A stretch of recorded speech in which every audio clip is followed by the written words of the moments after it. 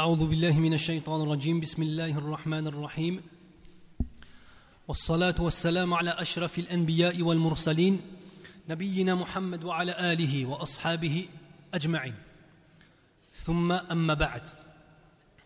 Nous arrivons à une époque, à un stade dans la vie du prophète sallallahu alayhi wa sallam, lors de la période mécoise, ce qui est connu chez les historiens en langue française comme étant l'année du deuil, l'année de la tristesse.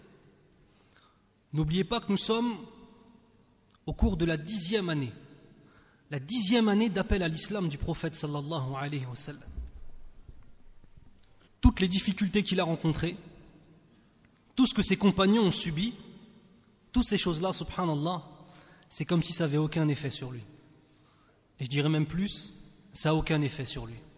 Sauf une chose, augmenter sa foi, renforcer sa certitude en Allah Azza wa Jal et augmenter sa patience.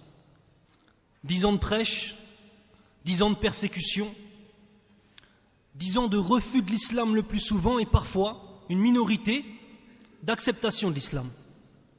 Donc 10 années de patience qu'on pourrait appeler véritable. Il faut savoir que dans le Coran, on a plus de 90 passages dans lesquels Allah subhanahu wa ta'ala cite la patience, as-sabr. Ibn al-Qayyim al-Jawziyya, rahimahullah, ramène dans un livre qui s'appelle Madarij as-Salikin, le sentier des itinérants, 16 sortes différentes de patience dans le Coran. C'est pour vous dire à quel point la patience est un élément essentiel et fondateur de la foi du musulman, et on le verra dans la suite du ders, aussi bien par rapport aux autres que par rapport aussi à sa relation avec Allah Azza wa Jal et par rapport à l'augmentation de sa foi. Allah Azza wa Jal dit dans le Coran: Ma 'indakum yanfad wa ma 'inda Allahi baq wa lanajziyanna alladhina sabaru ajrahum bi ahsani ma kanu ya'malun. Ce qui signifie tout ce que vous possédez s'épuisera, tandis que ce qui est auprès d'Allah durera. Et nous récompenserons ceux qui ont été constants dans leur patience en fonction du meilleur de ce qu'ils faisaient. Regardez, déjà Allah subhanahu wa ta'ala nous donne une information importante ici par rapport à une des récompenses qu'il va donner pour ceux qui seront patientés. Je vais vous relire la ayah. Tout ce que vous possédez s'épuisera, tandis que ce qui est auprès d'Allah durera. Attention, j'ai posé des questions, alors soyez attentifs. Et nous récompenserons ceux qui ont été constants dans leur patience en fonction du meilleur de ce qu'ils faisaient. De quelle récompense Allah Azza wa Jal parle ici dans cette ayah? Je l'ai dit. La récompense, c'est qu'Allah Azza wa Jal va nous récompenser en fonction du meilleur de ce qu'on faisait. Ça signifie quoi? Il va prendre nos meilleures actions, il va les démultiplier, et c'est sur celles-là qu'il va nous récompenser. Pour celui qui s'est patienté dans cette vie. De même, Allah Azza wa Jal dit dans le Coran: certes, ceux qui sont constants recevront leur incommensurable récompense. Comme je vous l'ai dit la dernière fois, une récompense qu'on ne peut même pas définir en termes de quantité. Par rapport à une patience qu'on nous demande, que nous-mêmes on peut définir en quantité. En tout cas, qu'on peut définir en termes de temps. Hadi al-haya. Cette vie éphémère qui ne durera pas. Et Allah Azza wa Jal, en réponse à cela, qu'est-ce qu'il nous donne? Une récompense bighayri hisab. De même, Allah Azza wa Jal dit dans le Coran: وَبَشِّرِ الصَّابِرِينَ الَّذِينَ إِذَا أَصَابَتْهُم مُّصِيبَةٌ قَالُوا إِنَّا لِلَّهِ وَإِنَّا إِلَيْهِ رَاجِعُونَ أُولَٰئِكَ عَلَيْهِمْ صَلَوَاتٌ مِّن رَّبِّهِمْ وَرَحْمَةٌ وَأُولَٰئِكَ هُمُ الْمُهْتَدُونَ. Ce qui signifie: et fais la bonne annonce aux endurants qui disent, quand un malheur les atteint, certes, nous sommes à Allah et c'est à lui que nous retournons. Ceux-là reçoivent des bénédictions de leur Seigneur ainsi que la miséricorde, et ceux-là sont les bien guidés. Inna lillahi wa inna ilayhi raji'un. Ça signifie quoi? Quand on dit cette phrase-là, quand quelqu'un décède et qu'on dit cette phrase-là, quand il nous arrive une épreuve importante dans nos vies, pourquoi est-ce que Allah subhanahu wa ta'ala dans le Coran mentionne les patients avec cette phrase-là? Les patients qui disent cette phrase-là, pourquoi? Inna lillahi wa inna ilayhi raji'un. J'ai conscience que ce monde et tout ce qu'il compose appartiennent à Allah. Lahu ma fis samawati wa ma fil ard. À lui appartient tout ce qui est dans les cieux et tout ce qui est sur la terre. Il est celui qui m'a créé, qui a créé nos corps, nos biens. Il est celui que l'on aime. Nous appartenons à Allah. De même que tout ce que Allah subhanahu wa ta'ala nous a donné lui appartient à lui. De même nos biens. Même si on donnait demain une grosse somme à quelqu'un, une sadaqa à des pauvres, le fait de dire « Inna lillahi wa inna ilayhi raji'un », ce serait quoi? Ce serait dans son contexte ou pas? Oui, ce serait dans son contexte. Parce que tout ce qu'on a comme bien, ça appartient à Allah subhanahu wa ta'ala.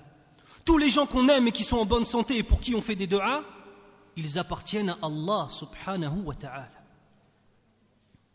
D'ailleurs, le fait qu'Allah azza wa jal nous ait créés fait partie des arguments qu'il nous expose par rapport au fait de nous ordonner de l'adorer. Ya ayyuhan nas ittaqu rabbakum alladhi khalaqakum min nafsin wahida, etc., etc.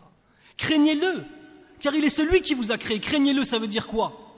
Acquittez-vous des obligations, délaissez les interdictions. Rapprochez-vous de votre Seigneur. Vivez entre l'espérance et la crainte d'Allah. L'espérance de son paradis, mais néanmoins une autre chose, la crainte. Quand dans le Fatiha on dit Ar-Rahman Ar-Rahim, c'est quoi? C'est l'espérance. Ar-Rahman, le miséricordieux, le tout miséricordieux, le très miséricordieux. Quand on dit cette ayah, c'est quoi qui en ressort? L'espérance. Qu'est-ce qui vient après immédiatement? Maliki Yawmiddin, le maître du jour de la rétribution. L'insan, l'homme, dans sa piété, dans le fait de craindre Allah, il vit entre deux choses. Toujours, toujours. Et aucune des deux choses ne doit prendre le pas sur l'autre. Un homme qui ne vit que dans l'espoir, qu'est-ce qu'il va dire? Une phrase qu'on entend souvent. Des gens qui ont des vies qui n'ont rien à voir avec l'islam.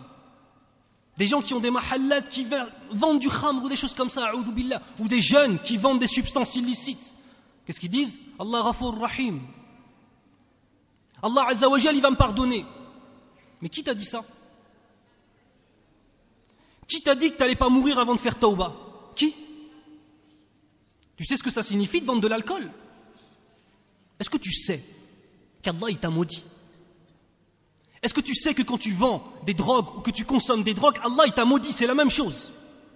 Les drogues et l'alcool, c'est la même chose.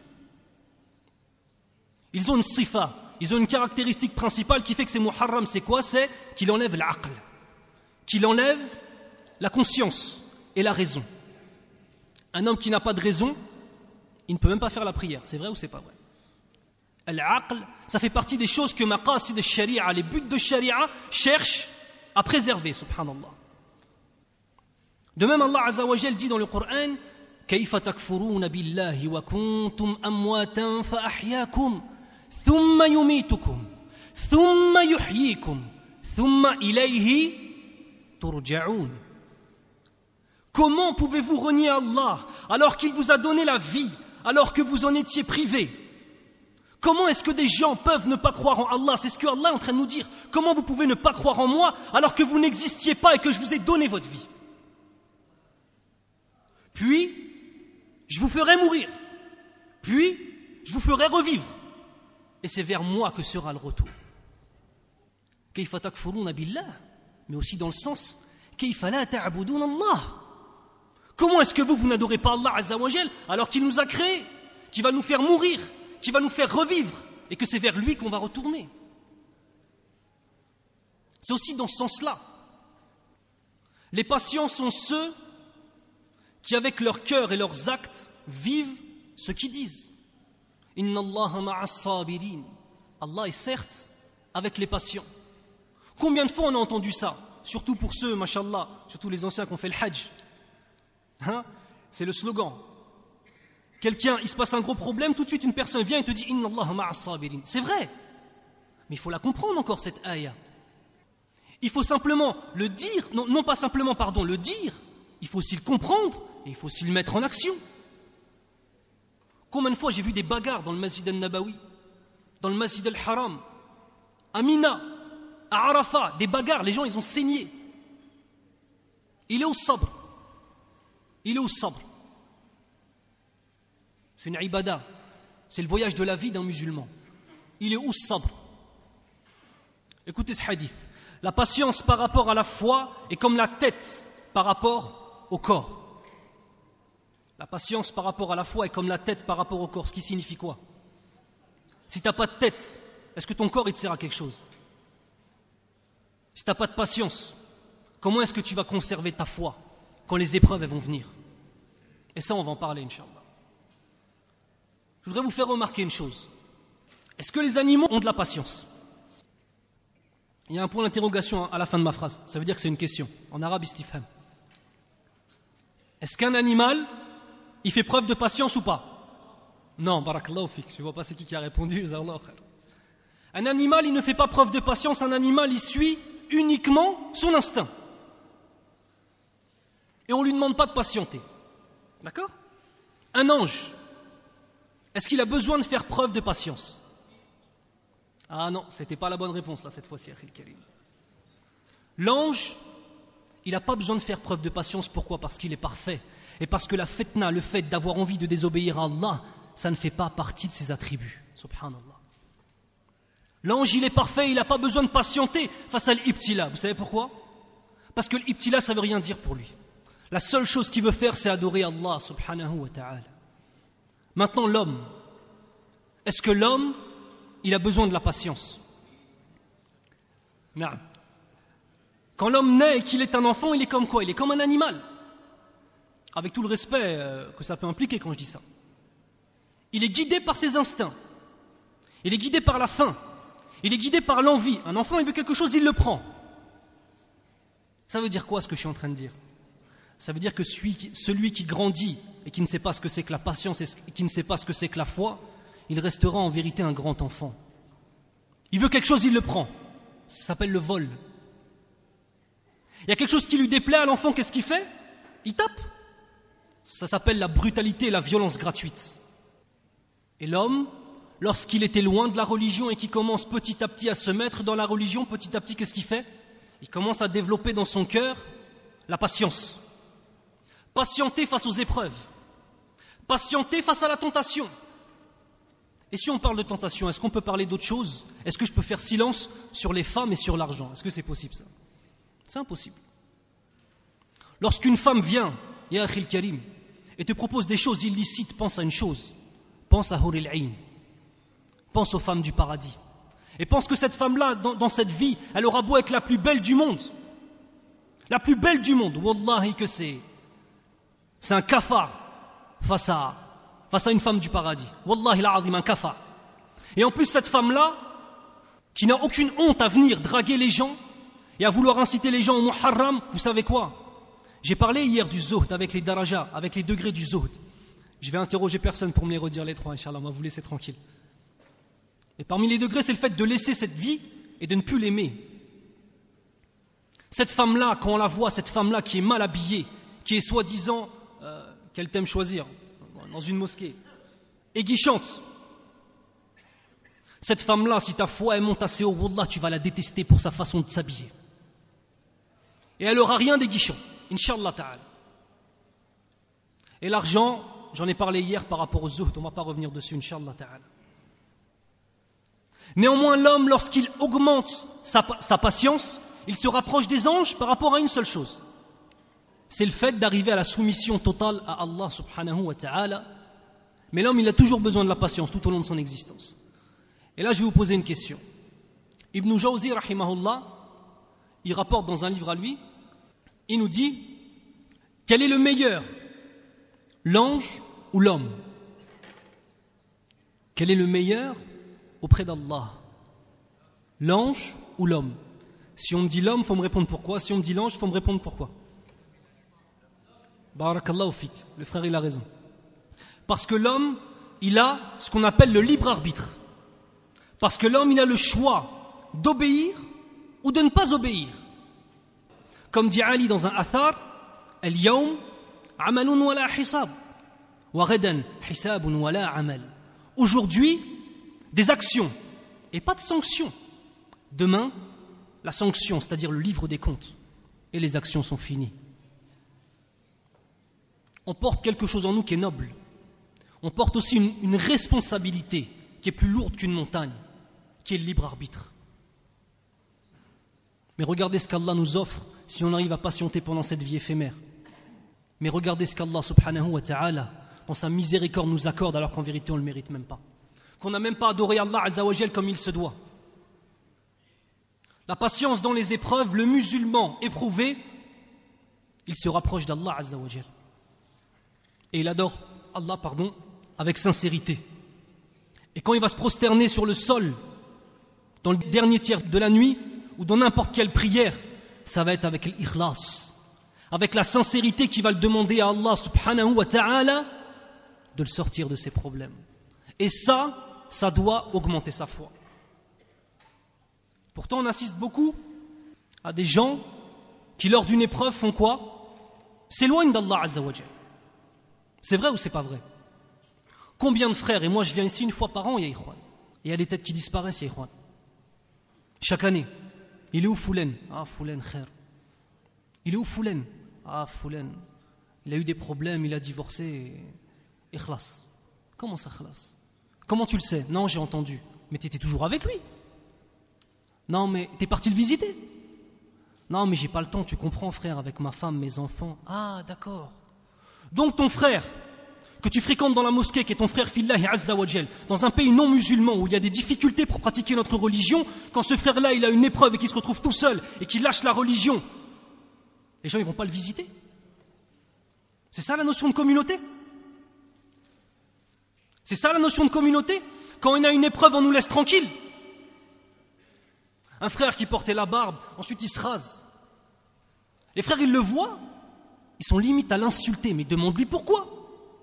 Demande-lui ce qui se passe. Montre-lui que tu l'aimes.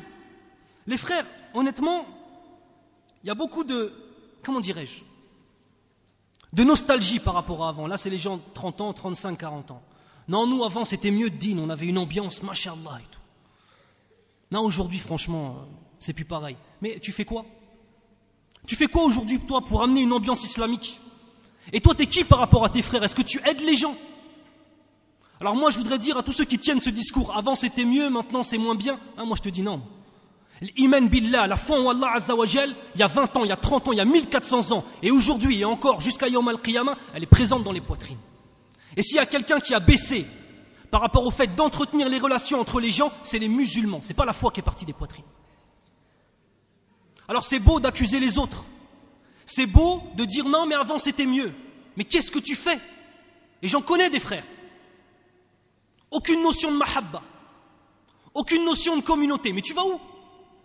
Tu vas où comme ça? Billah Alex, si t'es tout seul, tu peux résister ici? Demain, qu'Allah te préserve, tu as une épreuve. Si tu vois que les gens autour de toi, les frères que tu fréquentais, ils te laissent mourir la bouche ouverte, qu'est-ce que tu vas avoir dans ton cœur? Tu vas avoir envie de venir et leur demander conseil? Ou alors tu viens leur demander conseil, ils te disent « Et taqillah, qu'est-ce que c'est ça? Remets-toi-en à Allah. » De la dureté, de la sévérité. Chacun d'entre nous doit se remettre en question et chacun d'entre nous doit se rappeler qu'on fait partie d'une communauté. Une communauté. Et le fait d'avoir une longue barbe et un qamis, ça ne veut pas dire que tu es quelqu'un de droit, ya akhil karim. Il ne faut pas se rattacher au symbole plus qu'il ne faut. La barbe, je vois que c'est une obligation pour la précision. Mais néanmoins, c'est pas parce que tu as laissé pousser ta barbe que maintenant tu es un homme droit et que tu vas rentrer au paradis. Parce que ce qu'il y a dans ton cœur, akhil karim, Allah azza wa jal, il le connaît. Il faut aller plus loin. Il faut aller plus loin. Je disais donc, comme dans Surat al-Fajr, les réactions qu'on a par rapport à l'épreuve, on a la première réaction. فَأَمَّا الْإِنسَانُ إِذَا مَا ابْتَلَاهُ فَأَكْرَمَهُ وَنَعَّمَهُ فَيَقُولُ رَبِّي أَكْرَمَنِ وَأَمَّا إِذَا مَا ابْتَلَاهُ فَقَدَرَ عَلَيْهِ رِزْقَهُ فَيَقُولُ رَبِّي أَهَانَنِ. Ce qui signifie, quant à l'homme, lorsque son Seigneur l'éprouve, en l'honorant et en le comblant de bienfaits, il dit « Mon Seigneur m'a honoré ». Mais par contre, quand il l'éprouve en lui restreignant sa subsistance, il dit « Mon Seigneur m'a avili ». Allah Azza wa Jal te donne, tu dis « Alhamdulillah ». Allah Azza wa Jalla, à un moment de ta vie, cesse de te donner ou te donne moins, qu'est-ce que tu dis? Qu'Allah nous préserve. Mon Seigneur m'a avili. Mon Seigneur ne m'aime pas. Mon Seigneur m'a délaissé. C'est pas comme ça l'iman billahi Azza wa Jalla. C'est pas comme ça. Et cette foi musulmane doit absolument faire en sorte que lorsqu'on a une épreuve, on la passe la tête haute. La tête haute dans notre vie de tous les jours et notre tête sur le sol en train d'adorer Allah Azza wa Jalla. Donc, après cette introduction un peu longue sur la patience, nous arrivons à l'année de deuil. L'année de deuil. La première des choses qui se passe, c'est la mort de Khadija, radiyallahu anha. Dites radiyallahu anha. C'est une dua pour elle, qu'Allah soit satisfait d'elle, Inch'Allah. La première épouse du prophète, sallallahu alayhi wa sallam. Le premier grand amour du prophète, sallallahu alayhi wa sallam. La première femme convertie à l'islam, radiyallahu anha. Celle vers qui il est allé lorsqu'il a vu Jibril, alayhi salam, la première fois dans la caverne. Vers qui il est parti? Il est parti dans les bras de Khadija, tremblant, en larmes. Et c'est elle qui le réconfortait. Elle était celle qui consolait Rasoul sallallahu alayhi wa sallam. Elle était celle qui le réconfortait. Elle était celle qui était toujours là pour lui. Et remarquez une chose, Rasoul sallallahu alayhi wa sallam, tant qu'il a été marié avec elle, il n'a jamais pris de deuxième femme. Même Aïcha, radiyallahu anha, qui elle pourtant ne l'a pas connue en tant que telle, disait, lorsque Rasoul sallallahu alayhi wa sallam parlait de Khadija, alors qu'elle était décédée depuis longtemps, radiyallahu anha, j'éprouvais en moi-même de la jalousie. Et pourtant, Aïcha, c'était qui dans le cœur de Nabi sallallahu alayhi wa sallam? La personne la plus aimée de son cœur. Quand Rasoul sallallahu alayhi wa sallam y parlait de Khadija, celle qui l'a, lors du blocus économique, lors de la révélation, lorsque tout le monde s'est moqué de lui, lorsque tout le monde l'a torturé, celle qui a su être là avec lui. Et cette femme-là, elle est décédée. Radiyallahu anha. Deuxièmement, la mort de Abu Talib, son oncle qui a subi avec lui, qui l'a protégé, qui a toujours été là pour lui, bi'idhnillah. Qu'est-ce qu'il a dit lorsqu'il est mort? Parce qu'il n'est pas mort en faisant la shahada. Il y a des hadiths, des paroles du prophète sallallahu alayhi wa sallam qui sont inventées, qui disent qu'avant de mourir, il a fait la shahada. Ce n'est pas vrai. Il est mort kafir billah. C'est pour ça que quand je dis son nom, je ne dis pas rahimahullah. Parce qu'un nom musulman, on n'invoque pas la miséricorde d'Allah azza wa jal sur lui. C'est un privilège qui n'est accordé qu'aux musulmans. D'ailleurs, Rasoul sallallahu alayhi wa sallam, lorsque son oncle est mort, il a dit quoi? La astaghfiranna lak ma lam unhi ank. Ce qui signifie, je demanderai à Allah de te pardonner s'il ne me l'interdit pas. Et Allah lui a interdit. Il lui a dit innaka la tahdi man ahbabt. C'est-à-dire, certes, tu n'es pas celui qui guide ce que tu aimes. Ce n'est pas parce que tu aimes une personne qu'elle sera guidée. La protection de son oncle cesse. Et on passe encore à une autre étape des violences. Et là, il faut bien comprendre une chose, c'est que là, c'est lors de la 10e année, il reste encore 3 ans avant que le prophète sallallahu alayhi wa sallam fasse le hijra. On va essayer de réfléchir à la hikmah derrière tout ça. Pourquoi est-ce qu'Allah subhanahu wa ta'ala a pris l'âme de Abu Talib qui pourtant défendait qui? Les musulmans. Il défendait Rasoul sallallahu alayhi wa sallam. Allah azza wa jal est capable de donner à Abu Talib la vie jusqu'à l'éternité s'il le veut. C'est vrai ou c'est pas vrai? Allah azza wa jal a décidé de prendre son âme à ce moment-là. Les ulémas, quand ils se sont interrogés, il y a des choses un petit peu farfelues, on va dire, et parmi les choses que j'ai lues, que j'ai trouvées assez intéressantes, il y a le fait de dire que s'il n'était pas mort, le prophète sallallahu alayhi wa sallam n'aurait certainement pas eu besoin réellement de faire le hijra vers Médine. Regardez, des fois on voit un mal et en fait c'est un bien, parce qu'ensuite la hijra, l'émigration vers Médine, c'est la première dawla islamia. Et c'est le fait qu'à ce moment-là où l'islam a pu prendre vraiment de la force. Donc derrière un mal apparent, il y a souvent un bien. Et parfois derrière un bien apparent, il y a quoi? Il y a un mal. Il faut comprendre aussi que l'année du deuil ne s'appelle pas l'année du deuil simplement parce que le prophète sallallahu alayhi wa sallam a perdu Khadija radiyallahu anha et Abu Talib. Et parce qu'il est aussi parti à Taïf, on va le voir par la suite. Ce n'est pas pour cela. Absolument pas. Vous savez c'est pourquoi? L'année du deuil et de la tristesse, c'est parce que dès la mort de son oncle, le message de l'islam a été complètement compressé. Et Rasoul sallallahu alayhi wa sallam ne pouvait plus appeler les gens à l'islam. Et c'est ça qui a fait que c'était l'année de la tristesse. Regardez la patience de Rasoul sallallahu alayhi wa sallam. C'est même pas l'année de la tristesse parce qu'il y a 2 personnes qu'il aimait énormément qui sont morts et parce qu'il a été, on va le voir par la suite, lapidé quand il est parti à Taïf. Mais c'est parce que son message, il ne pouvait plus le donner. Et c'est ça qu'il appelle l'année la plus dure de son existence. Ça devrait nous faire réfléchir sur ad-da'wa, le fait de passer le message de l'islam, et à quel point on a une chance, ici en tout cas, de pouvoir appeler qui on veut à l'islam, quand on veut et si on veut. Alhamdulillah. Donc par rapport à toutes ces persécutions, donc le prophète sallallahu alayhi wa sallam, devant les difficultés et l'interdiction totale de parler de l'islam à la Mecque, tente de partir de la Mecque.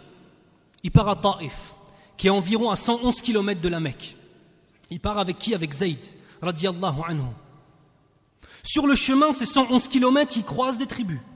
Il appelle ces tribus à l'islam. Personne ne répond par la positive. Il arrive à Taïf, il reste à Taïf, chez les chefs de Taïf, pendant 10 jours.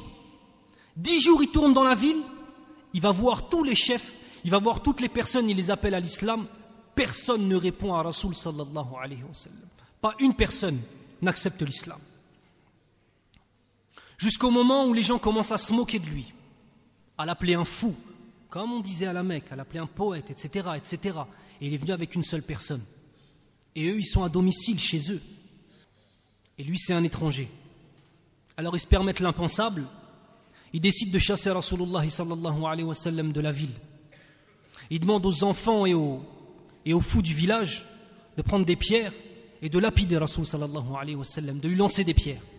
Lorsqu'il lui lance des pierres, Zayd, qu'est-ce qu'il fait, radiyallahu anhu? Il se met devant lui, afin de le protéger. Et il se prend des pierres lui-même. Et il est lui-même blessé au visage. Rasul sallallahu alayhi wa sallam est lui-même blessé à son pied. Son noble sang coule et on dit que ses chaussures, ses na'al, étaient complètement imbibées de sang. Il y a une chose qu'on peut retenir, c'est le comportement de Zayd pour protéger Rasulullah sallallahu alayhi wa sallam. Et ça, c'est le comportement qu'ont les croyants avec le ulama, avec les savants. Parce que c'est qui les héritiers des savants? C'est les héritiers des prophètes, pardon. Ce sont les savants. Et nous, on entend des savants se faire dénigrer, se faire insulter, bidhulm. On ne réagit pas. Il ne faut pas laisser les choses se faire comme ça. Et il ne faut pas laisser des ignorants et des gens qui adorent leur propre passion parler sur les savants. Ça, c'est encore une leçon que nous donne Rasoul sallallahu alayhi wa sallam. Le prophète sallallahu alayhi wa sallam part se réfugier dans un jardin. Il s'assied et commence à faire dua. Il dit, Ya Allah, oh Allah, je me plains à toi de mon incapacité. Écoutez bien. De ma maladresse et ma faiblesse envers mes semblables. Ya Arhamar Rahimin, ô le plus miséricordieux des miséricordieux, tu es le Seigneur des opprimés et mon Seigneur. À qui me confies-tu? À des étrangers qui me maltraitent ou des ennemis qui m'humilient? Cela m'est indifférent, pourvu que tu ne sois pas en colère contre moi. Regardez la réaction de Rasul sallallahu alayhi wa sallam. Je me réfugie auprès de toi, je te demande pardon jusqu'à ce que tu m'agrées. Il n'y a de force ni de puissance que de toi. Les 2 propriétaires du jardin entendent cette dua et ça les émeut. Qu'est-ce qu'ils font? Ils désignent un serviteur qu'ils ont à eux qui est un chrétien, lui donnent du grain, des grains de raisin, et disent va lui donner là, c'est vrai qu'on est allé trop loin. Il lui donne. Et lorsqu'il va manger Rasulullah sallallahu alayhi wa sallam, qu'est-ce qu'il dit? Il dit Bismillah. Et ce servant, c'est un chrétien. Il dit qu'as-tu dit? Je n'ai jamais entendu cette parole dans cette terre-là de polythéistes. Il lui dit tu viens d'où? Il dit je viens de Ninive. Il dit Ninive, c'est la ville de Yunus ibn Matta. Yunus, le prophète Yunus alayhi salam. Il lui dit tu connais Yunus ibn Matta? Et il lui dit il est pour moi comme un frère, c'était un prophète et je le suis. Il part, Rasul sallallahu alayhi wa sallam, peiné, il marche, et il voit quoi? Il voit Jibril alayhi salam, qui vient le voir, et qui lui dit Allah subhanahu wa ta'ala m'a envoyé. Ça c'est dans Sahih al-Bukhari. Allah subhanahu wa ta'ala m'a envoyé à toi. Et il m'a ordonné de dire à l'ange des montagnes de venir à toi pour que tu lui dises de faire ce que tu veux. L'ange des montagnes vient et il lui propose quoi? De prendre 2 montagnes qui sont près de la Mecque, Al-Akhshabayn, qui s'appelle Al-Akhshabayn, de les prendre et d'écraser la ville de Taïf avec ces 2 montagnes. Pensez 10 jours d'humiliation. Pensez qu'il vient de se faire jeter des cailloux, qu'il a été insulté. Regardez la réponse de Rasoul sallallahu alayhi wa sallam. بل أرجو أن يخرج الله من أصلابهم من يعبد الله وحده ولا يشرك به شيئا. Je souhaite plutôt qu'Allah fasse que leur descendance soit de ceux qui adorent Allah sans rien lui associer. Le prophète sallallahu alayhi wa sallam ne fait pas passer sa vengeance personnelle avant toute chose. Qu'est-ce qu'il fait? Il a l'occasion de faire payer tous ceux qui lui ont fait du mal, et à la place de quoi? Il fait une dua, que ce soit des gens droits qui adorent Allah, mukhlisina lahuddin. Il faut réfléchir à ça. Subhanallah. Une dernière question. Pourquoi le prophète sallallahu alayhi wa sallam se plaignait, comme dans la dua qu'on a entendue, s'il était quelqu'un de patient? Se plaindre aux gens lorsqu'on a une épreuve, c'est un axe. C'est une preuve de faiblesse de la foi. Se plaindre à Allah subhanahu wa ta'ala quand on a une épreuve, c'est quoi? C'est une adoration. Parce que si on se plaint à Allah et qu'on demande à Allah subhanahu wa ta'ala de ramener la solution à nos problèmes, ça veut dire quoi? Je reconnais qu'il n'y a que toi qui puisse me sortir de là. Je reconnais que tu es celui ala kulli shay'in qadir, qui est omnipotent, omniscient, qui sait tout et qui peut tout faire. Et se plaindre à Allah, comme le faisait Rasoul sallallahu alayhi wa sallam, ce n'est pas comme se plaindre aux gens, bien au contraire, c'est une adoration. Sur le retour de Taïf, le prophète sallallahu alayhi wa sallam prie. Alors les ulama, ils ont divergé par rapport à ça. Certains disent qu'il a prié Salat al-Fajr avec plusieurs de ses compagnons.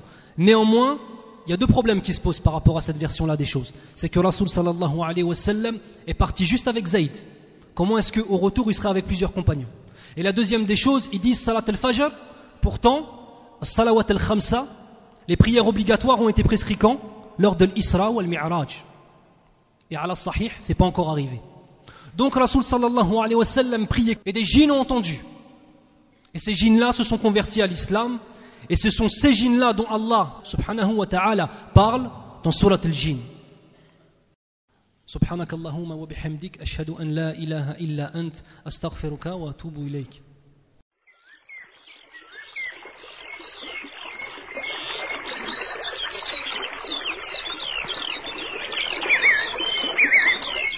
Cette œuvre est désormais à votre disposition. Après l'avoir mise en pratique, propagez-la, conformément à la parole prophétique. Ballighu anni walau aya. Transmettez de ma part, ne serait-ce qu'un verset. Votre site islamhouse.com. L'islam à la portée de tous.